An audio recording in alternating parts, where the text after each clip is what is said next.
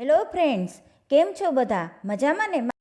આજે આપણે બનાવશું બધી ટિપ્સ અને ટ્રિક્સ સાથે છીબા ઢોકળી. તો ચલો જરા પણ વાર કર્યા વગર રેસીપી શરૂ કરીએ. એક બાઉલમાં મેં અડધો કપ જેટલો ચણાનો લોટ લીધો છે. હવે તેની અંદર સ્વાદ અનુસાર મીઠું એડ કરીશ. સાથે 1/4 ટીસ્પૂન જેટલી હળદર એડ કરીશ. 1/4 ટીસ્પૂન જેટલું લાલ મરચું પાવડર એડ કરીશ. સાથે 1/4 ટીસ્પૂન જેટલી હિંગ એડ કરીશ અને અડધો નંગ લીંબુનો રસ એડ કરીશ. લીંબુનો રસ એડ કરવાથી છીબા ઢોકળીનો ટેસ્ટ વધારે સરસ લાગે છે. સ્કીપ ના કરશો. જો તમારી પાસે લીંબુ ન હોય તો તમે 2 ટેબલસ્પૂન દહીં એડ કરી શકો છો. હવે લોટમાં બધો મસાલો સરસ રીતે મિક્સ કરી દઈશું અને મેં હાફ કપ જેટલું પાણી લીધું છે. પાણી આપણે જરૂર મુજબ જ એડ કરીશું. મારે અત્યારે પાણી 1/4 કપથી પ્લસ 2 ટેબલસ્પૂન વધારે થયું છે. જો તમારો લોટ જૂનો હશે એ પ્રમાણે તમારે પાણી જોશે. બેટર રેડી થઈ ગયું છે.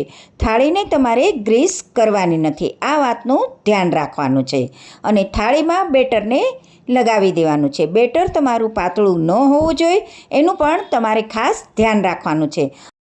બેટરને આપણે થાળીમાં પાતળું પાથરશું, જાડું પાથરવાનું નથી, આ વાતનું ધ્યાન રાખવાનું છે. હવે તેની ઉપર થોડો મસાલો ભભરાવશું. સ્ટીમરમાં પાણીને મેં ગરમ કરવા રાખી દીધું છે અને થાળીને આપણે ઊંધી રાખી દેવાની છે. ફક્ત 2 થી 3 મિનિટમાં ઢોકળી બનીને રેડી થઈ જશે. તમે જોઈ શકો છો કે છીબા ઢોકળી કેવી સરસ બનીને રેડી થઈ ગઈ છે ને, મસ્ત મજાની. તો આ બધી ટિપ્સ અને ટ્રિક્સ ફોલો કરીને જરૂરથી તમે છીબા ઢોકળી બનાવજો. હવે તેની ઉપર આપણે 1 ચમચી તેલ લગાવી દઈશું અને સારી રીતે તેલને સ્પ્રેડ કરી દઈશું. હવે તેને ચપ્પાની મદદથી કટ કરી લઈશું અને પછી તેને સર્વ કરશું. છે ને મસ્ત મજાની રેસીપી. જો તમને મારો વિડીયો પસંદ આવ્યો હોય તો લાઈક, શેર અને ફોલો કરવાનું તો જરા પણ ન ભૂલશો હો.